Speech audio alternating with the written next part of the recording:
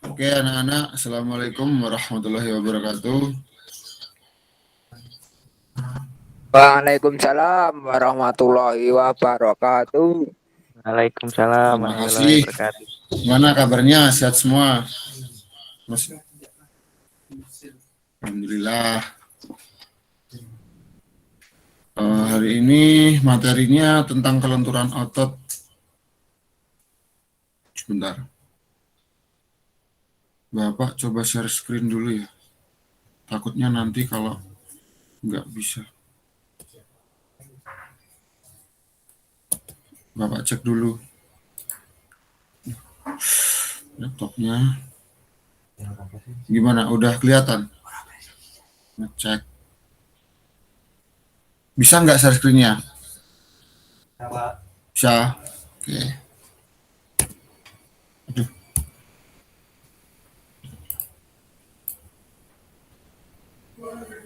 Oke. Sebelumnya kita berdoa dulu.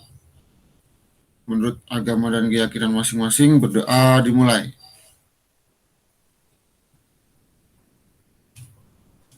Selesai. Absen ya. Mas Tegar. Mas Tegar. Hadir Pak. Maaf Pak, sinyalnya kurang baik Pak. Oh ya, Mas Tegar rumahnya mana? Saya rumahnya Magetan Pak. Magetan. Pakai Ya, Pak. provider apa Mas Tegar kok sinyalnya jelek? Saya pakai smartphone. Oh, pantes. Ganti Mas. Pakai XL kalau di Magetan setahu saya. Kenceng XL di Magetan. Sehat ya Mas Tegar ya? Sehat Pak. Oke, makasih sarannya Pak. Ya. Selanjutnya Mas Dimas. Hadir Pak. Alhamdulillah. Ini Mas Dimas kok tulisannya Dimas tapi ikonnya tulisan R ya, huruf R ya. Error apa gimana ini ya?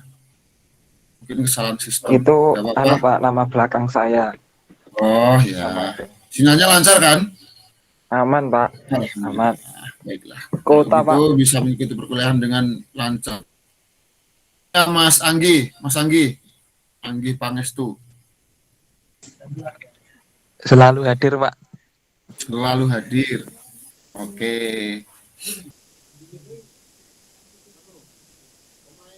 Voli ya? Bukan Ikut Pak, UKM voli ya? bukan. Ya pemain catur. Catur apa voli? Sekarang pindah catur Pak. Oh, ikut voli aja Mas. Fokus voli. Soalnya saya dengar dari teman-teman katanya Mas Anggi itu jago volinya. Iya Ikutan Pak, dia kan? alhamdulillah. Alhamdulillah. Ya udah, teruskan Mas ya. Baik Pak. Terus selanjutnya Mas Yuda. Hadir Bapak. Mas Yuda. Hadir Bapak. Oke, Mas Yuda hadir. Sehat ya Mas Yuda ya? Alhamdulillah Bapak. Alhamdulillah. Udah sarapan belum? Sudah tadi Pak beli soto Rembang. Soto Rembang. Iya Pak. Deket Ya, UNJ Pak. itu Mas. Kalau buat Rembang, favorit saya juga. Dulu waktu semasa kuliah, saya juga sering makan di soto Rembang.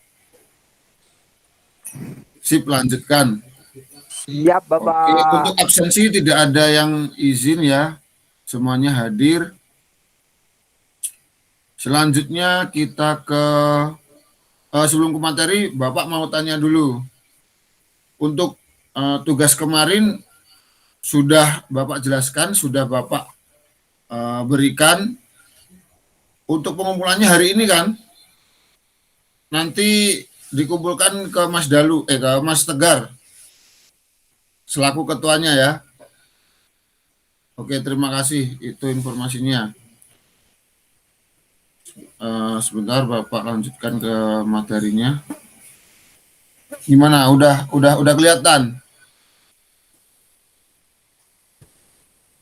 Udah ya? Halo? Sudah, Pak. Sudah. Oke. Eh, maaf laptopnya agak lemot. Laptopnya ganti baru mungkin, Pak, biar nggak lemot. Oh, ya nggak Udah apa-apa. lama ya, Pak, laptopnya. Apa? Udah lama laptopnya. Iya.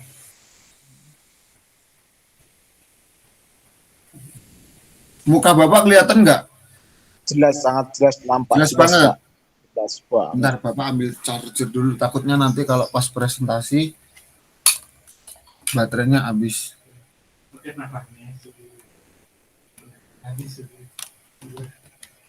Ini.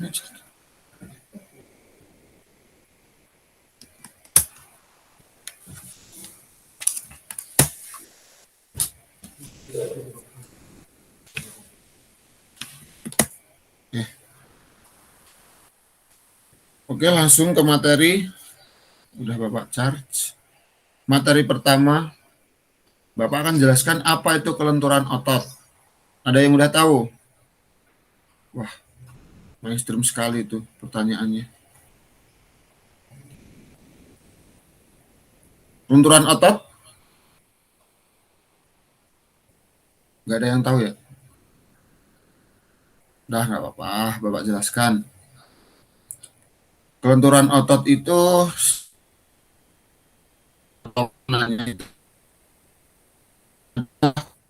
kita melakukan peregangan, otot itu tertarik.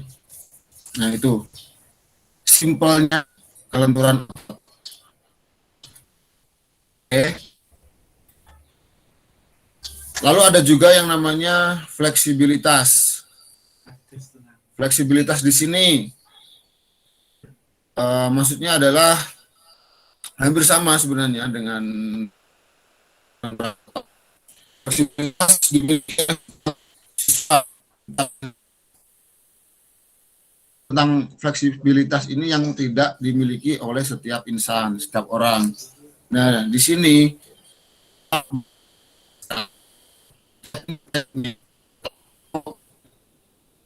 yang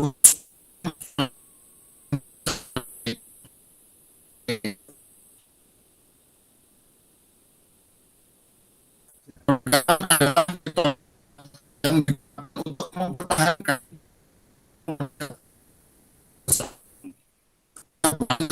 pergangan. Contohnya pergangan tangan,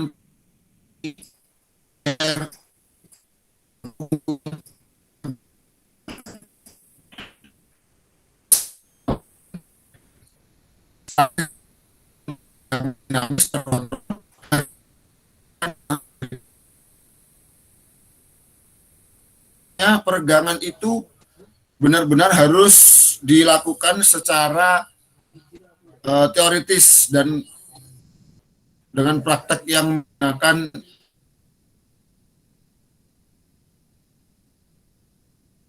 ilmu,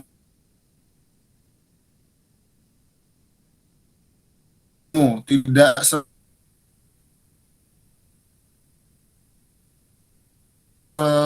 tidak seadanya. Bahwa kita melakukan olahraga, tapi juga untuk kesehatan. Setiap pagi kita ngopi atau ngeteh gitu kan, di depan rumah, di teras, bisa melakukan peregangan untuk tujuan kesehatan. Sebenarnya fokus dari peregangan adalah itu. Nah, di sini nih, kenapa kok kita harus melakukan peregangan? Karena yang namanya pergerakan itu pasti ada manfaatnya ya. Ya enggak?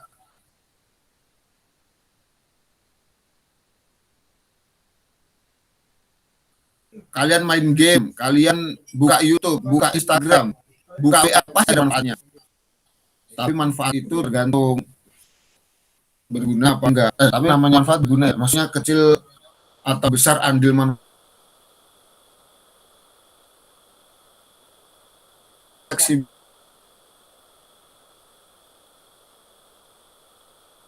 sangat berguna. Di sini dijelaskan khususan menyatakan bahwa setiap sendi untuk terus aktif, untuk terus lentur. Ini nanti ke depannya bahwa kalian kalau sudah tua atau sudah lanjut usia, itu tidak terlalu kesakitan. Biasanya kan kalau orang-orang yang sudah lanjut usia itu masalahnya di fleksibilitas otot dan sendi ya. Nyeri kayak lutut, tangan. Nah, kalau kalian sedari muda udah melakukan praktek fleksibilitas, saya jamin bahwa nanti kalau lanjut usia, ya mengurangilah rasa sakit itu. Khusus untuk latihan kelenturan, nah, yang dilakukan pada setiap sendi. Fokus dari fleksibilitas itu adalah sendi dan juga otot. Karena itu, manfaat ini hanya berlaku untuk otot dan sendi. Oke ya. Berikut beberapa manfaat peningkatan. Yang pertama, yang paling penting adalah relaksasi. Oh, enak. Ini dimaksudkan bukan kok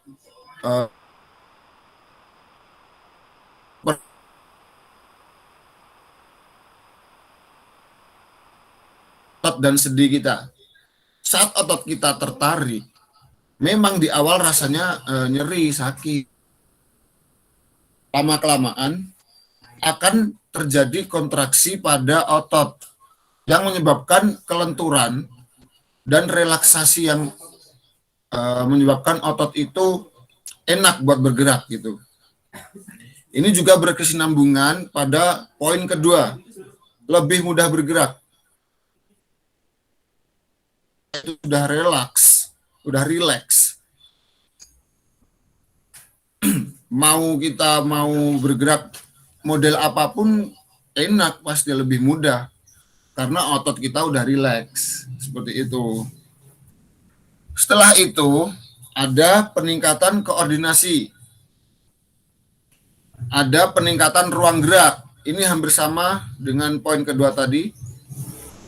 Yang selanjutnya meminimalisir resiko cedera. Nah, biasanya ini para atlet, sebentar ada gangguan.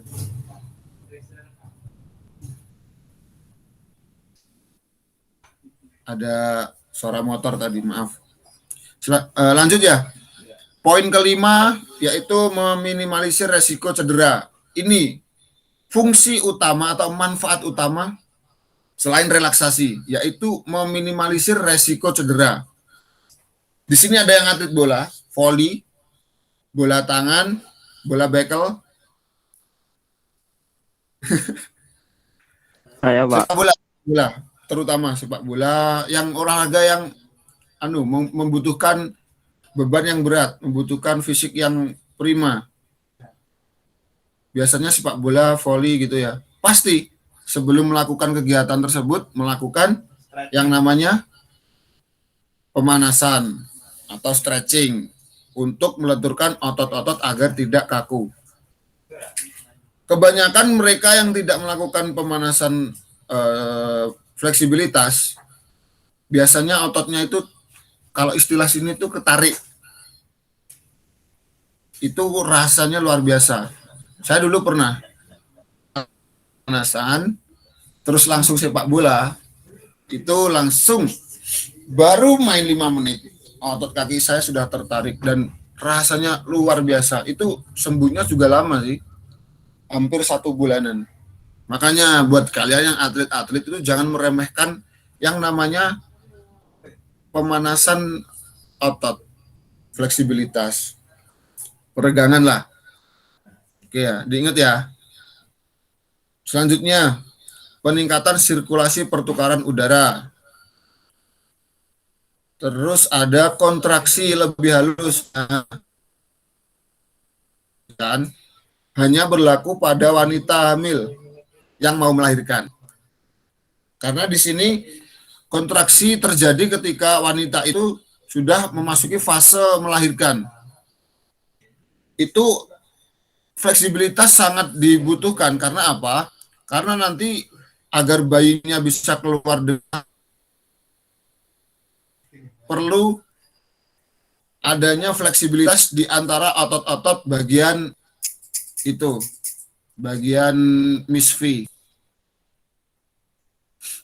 Kalau tidak, ya harus melakukan bantuan dari dokter. Oke ya, buat wanita-wanita. Di sini ada ceweknya nggak? Oh, nggak ada, tadi muridnya cuma 4. Cowok semua. Yang terakhir adalah peningkatan keterampilan motorik. Nanti juga dibahas di bab selanjutnya. Lanjut. Ada faktor yang mempengaruhi fleksibilitas. Adapun faktor yang mempengaruhi fleksibilitas sebagian besar dilakukan dengan peregangan. Ini juga termasuk apa ya? Bagian-bagian penting dalam melakukan peregangan otot. Yang pertama, suhu otot mempengaruhi elastisitas otot. Ini biasanya kalau di cuaca-cuaca yang suhunya dingin seperti di Eropa, itu melakukan pemanasan lebih intens, lebih lama dibandingkan di daerah yang suhunya lebih hangat.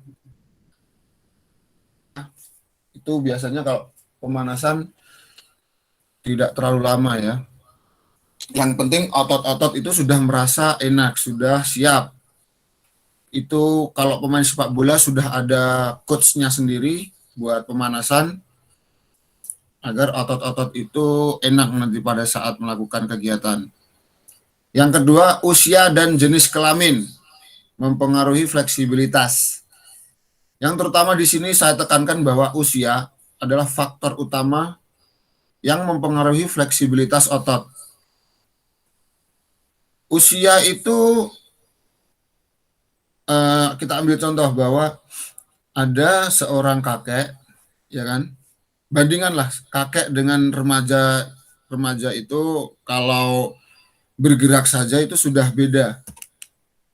Jalan aja udah beda. Kalau remaja jalan masih enak, masih bisa berlari, maksudnya enak dalam artian tidak ada gangguan.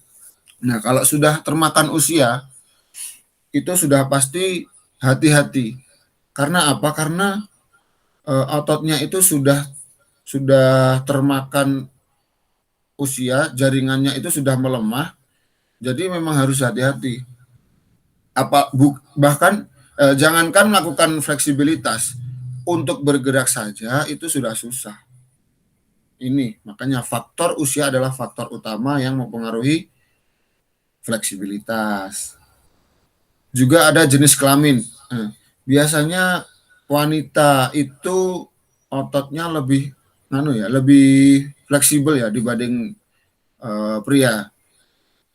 Makanya atlet-atlet senam itu kebanyakan wanita. Kalau pria ada, cuma perlu latihan yang ekstra. Sebenarnya wanita juga, cuma kan sudah ada bakat dari lahirnya. Bukan bakat sih, itu sudah takdir ilahi kalau otot-otot di wanita itu lebih elastis, lebih fleksibel daripada otot yang dimiliki oleh pria. Karena hormon testosteronnya itu lebih banyak di pria. Ototnya bisa keras kalau melakukan latihan. Lalu ada gangguan jaringan seperti kelebihan lemak. Nah, ini biasanya kalau kalian lihat atlet-atlet senam itu pasti tubuhnya itu ideal. Kalau nggak ideal ya kurus lah. Nggak ada yang kelebihan berat badan. Karena itu kelebihan lemak tubuh itu dapat menyebabkan gangguan pada fleksibilitas otot. Pergerakannya menjadi susah. Kalau mau, ya dengan latihan, meringankan tubuh, membakar lemak tubuh, baru bisa melakukan fleksibilitas peregangan otot. Seperti itu untuk faktor yang mempengaruhi fleksibilitas. Nanti pertanyaannya di akhir aja ya. Bapak mau jelaskan dulu. Adapun faktor lain yang dapat membatasi fleksibilitas di luar tiga tadi, yaitu faktor-faktor yang terjadi akibat kita tidak terlalu hati-hati. Yang pertama itu ada nyeri yang timbul saat melakukan kegiatan. Nah, biasanya ini juga pengaruh faktor usia atau faktor kegiatan yang sudah kita lakukan itu berapa lama dalam sehari. Nyeri ini timbul karena kita sering melakukan kegiatan yang berat, tapi tidak diimbangi dengan istirahat yang cukup. Biasa. Ini juga termasuk faktor yang membatasi fleksibilitas otot. Ada juga koordinasi dan kekuatan yang buruk selama gerakan aktif. Koordinasi dan kekuatan ini juga berpengaruh pada fleksibilitas otot karena koordinasi gerakan kita memang harus dikontrol. Kalau tidak, susah nanti kita melakukan peregangan ototnya. Adapun juga kekuatan. Kekuatan di sini dimaksudkan bahwa kita melakukan kegiatan dengan kekuatan yang besar, dengan power yang besar, tapi kalau tidak diimbangi dengan stretching, dengan istirahat, itu nanti akan menyebabkan otot-otot kita itu kaku malah. Dan timbul nyeri nanti pada akhirnya. Untuk faktor lain ini sebenarnya juga penting sih kalau kita mau melakukan fleksibilitas otot atau peregangan otot, perlu digarisbawahi lah. Oke. Selanjutnya ada pedoman pengajaran untuk fleksibilitas. Fleksibilitas adalah satu dari 5 komponen kebugaran terkait kesehatan menurut Corbin 2009. Fleksibilitas harus diajarkan secara terpisah. Fleksibilitas adalah pelatihan di bidang kebugaran yang berhubungan dengan kesehatan. Yang perlu digarisbawahi adalah di sini. Fleksibilitas harus diajarkan secara terpisah. Oke. Kebanyakan zaman dahulu, kalau kita mau melakukan peregangan otot, itu pasti hanya dilakukan di saat awal sebelum melakukan kegiatan dan dengan rentan waktu yang tidak terlalu lama, serta teknik itu juga belum ada di zaman dulu ya. Nah, kalau zaman sekarang seiring berkembangnya zaman, itu fleksibilitas sudah ada, sudah diajarkan secara terpisah. Contohnya di tim sepak bola, pelatihan fisik sama pelatihan strategi pasti beda pelatih. Coba kalian lihat, kalau di tim sepak bola belum ada pelatih yang berbeda seperti itu, berarti belum besar timnya. Biasanya kalau stretching atau untuk fleksibilitas otot, mereka latihannya sendiri-sendiri, tidak bergabung dengan pelatih yang melatih strategi. Maka dari itu, fleksibilitas harus diajarkan secara terpisah. Oke. Ada yang ditanyakan? Nanti sabar. Kumpulkan dulu pertanyaannya. Selanjutnya ada prinsip pelatihan. Nah, prinsip pelatihan. Memang sebenarnya fleksibilitas itu sepele sih, tapi memang harus ada prinsipnya kalau mau kita melatih dengan serius. Oke. Setiap siswa harus belajar bagaimana menerapkan prinsip-prinsip pelatihan untuk fleksibilitas. Menerapkan prinsip-prinsip tersebut dapat meningkatkan fleksibilitas juga.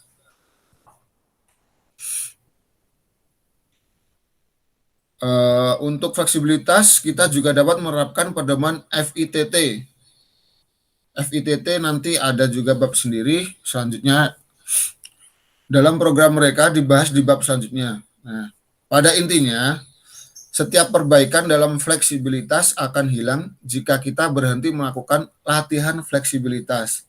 Nah, ini biasanya kalau atlet-atlet yang sudah lama itu pasti sebelum melakukan kegiatan akan melakukan fleksibilitas dulu atau peregangan otot dulu.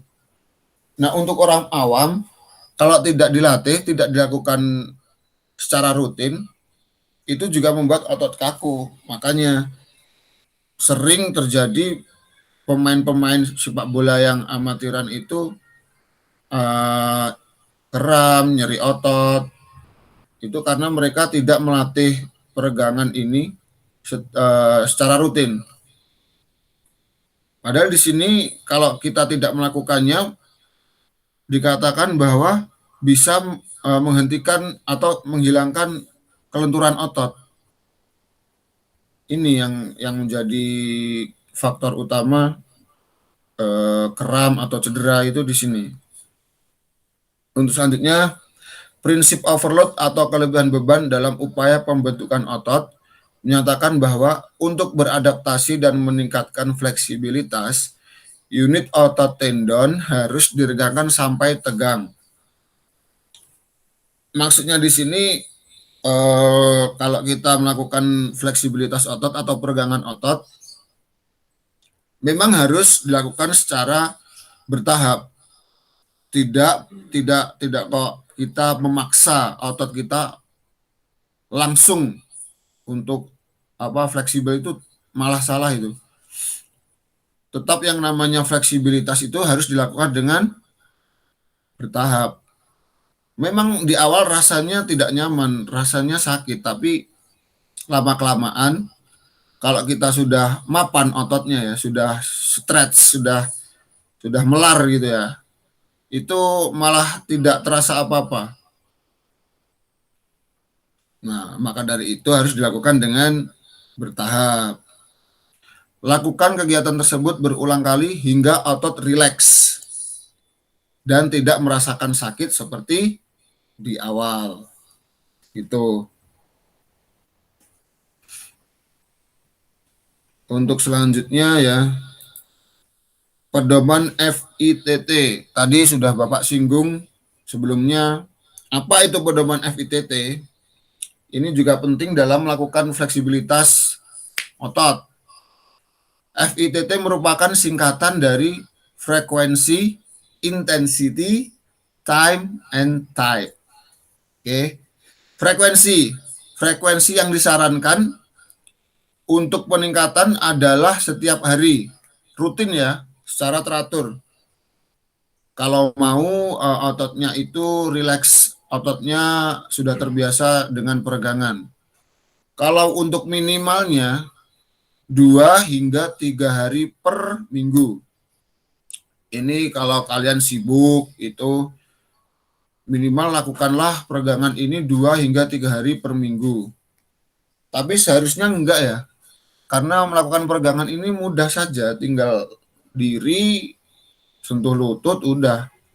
Tidak terlalu repot, juga tidak menggunakan alat yang berat, alat yang harus kita cari di tempat-tempat yang sulit itu enggak.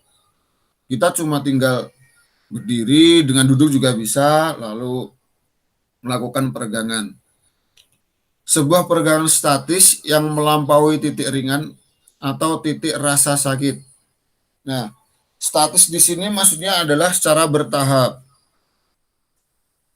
Bahwa peregangan itu memang awalnya ada rasa sakit yang gimana menjelaskannya ya, yang nggak enak emang. Tapi kalau kita lakukan secara bertahap, perlahan, itu bisa meringankan rasa sakit atau bahkan nanti akhir kalau memang otot kita sudah mapan, sudah enak, rasa sakitnya akan hilang dan akan lebih mudah bergerak.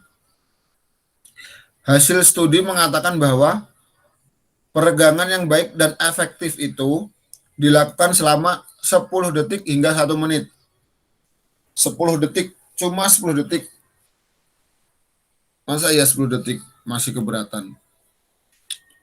Namun ada juga studi yang mengatakan peregangan itu dilakukan selama 10 detik hingga 30 detik. Tergantung situasi dan kondisi. Kalau kalian terdapat ada track recordnya kaki patah, tangan patah, itu tergantung ya. Tidak harus melakukan selama ini. Melakukan sebisa kalian saja. Yang penting sudah terasa ototnya rileks gitu aja. Untuk 10 detik hingga 30 detik ini buat orang-orang yang tidak ada track record penyakit atau tadi tulang patah tadi, bisa dilakukannya 10 detik hingga 30 detik. Tergantung situasi dan kondisi. Maksudnya di sini kalau kalian kondisinya lagi sakit, lagi tidak enak badan, atau ada kondisi yang tidak kita perkirakan dari luar, contohnya ada kecelakaan yang menyebabkan kaki atau tangan kalian memar gitu kan, tidak perlu. Maksudnya di sini itu tergantung situasi dan kondisi adalah itu. Berikut manfaat dan cara agar latihan peregangan berjalan dengan aman dan efektif. Oke. Yang pertama adalah meningkatkan kemampuan motorik. Sebenarnya ini Ini ada hubungan timbal balik. Kalau kita meningkatkan fleksibilitas otot kita, secara otomatis kita lebih mudah untuk meningkatkan kemampuan motorik. Atau juga bisa dibalik. Kalau kita di awal meningkatkan kemampuan motorik, peregangan atau fleksibilitas itu juga akan lebih mudah. Paham ya? Halo? Halo, Pak. Tidur kok ini anak-anaknya ini. Yaudah nggak apa-apa. Selanjutnya, mengikuti pedoman keselamatan. Yang paling penting, bukan cuma di fleksibilitas, apapun kegiatannya. Mau itu balap motor, mau sepak bola, mau panahan, mau flying fox, itu number one. Mengikuti pedoman keselamatan. Percuma kalian sudah sudah pro player dalam, tapi nggak mungkin sih kalau pro player tidak melakukan pedoman, tidak mengikuti yang bola tapi keselamatannya di samping itu salah. Kalau tadinya tidak dicek, satu panjat tebing putus, kan malah urus sudah nanti bisa bikin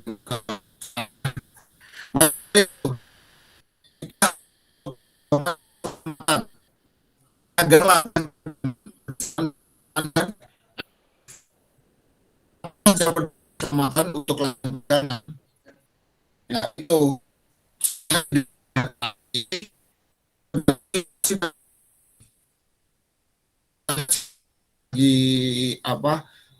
di posisi seperti apa. Misalkan kita lagi makan di restoran gitu, kalau memang perlu ya nggak apa-apa. Terus misal kalau kita lagi ada di dalam pesawat, ya kalau memang pegel gitu, ototnya berasa sudah kaku, ya nggak apa-apa melakukan. Pokoknya kita harus melihat situasi dan kondisinya terlebih dahulu.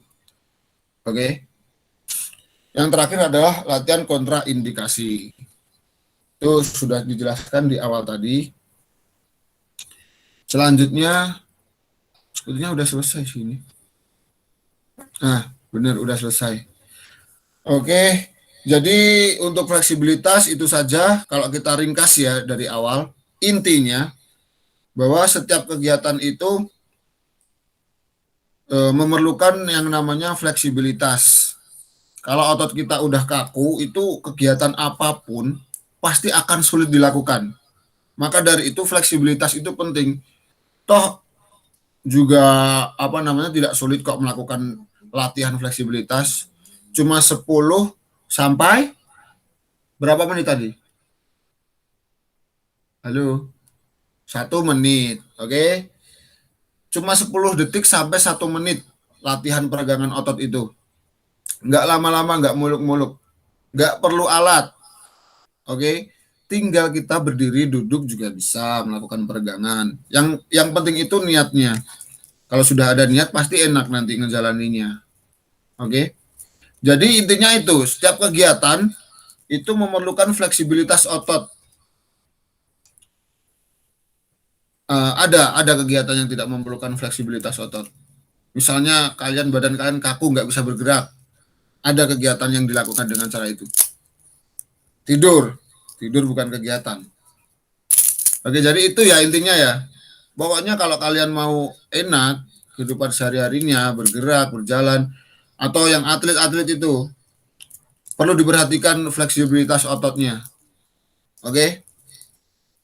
Nah, untuk tugasnya cari makalah mengenai fleksibilitas otot, terserah, boleh kalian cari di internet, ya. Kalian edit sedemikian rupa, lalu kalian pelajari. Minggu depan kita akan mengadakan kuis. Kuisnya mudah, cuma maunya berapa? 5 nomor. Oke, 5 nomor. 5 nomor, pilihan ganda, tidak terlalu sulit. Pokoknya materinya mengenai fleksibilitas. Oke ya. Benar Bapak. Nah ini udah kembali ke Meet dulu.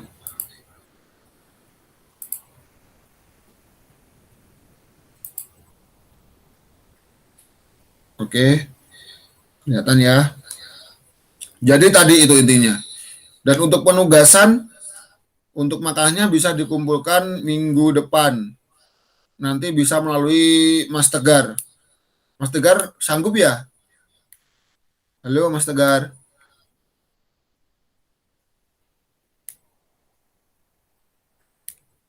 Oke, nanti teman-teman bisa bilang ke Mas Tegar. Oke, itu aja materi hari ini. Terima kasih sudah memperhatikan. Terima kasih sudah meluangkan waktunya. Untuk tugas sudah cukup ya. Ada yang ditanyakan tadi? Misalnya mengenai fleksibilitas yang belum paham bisa ditanyakan. Kalau belum juga bisa ditanyakan nanti ya di akhir, atau bisa kontak WhatsApp saya ada di grup WA nanti. Kalau malu tanya di sini ya bisa tanya di sana. Oke. Daripada menunggu lama, nanti kan habis ini juga ada kuliah ya. Bapak akhiri aja ya. Bentar. Oke. Waalaikumsalam. Wassalamualaikum warahmatullahi wabarakatuh. Terima kasih.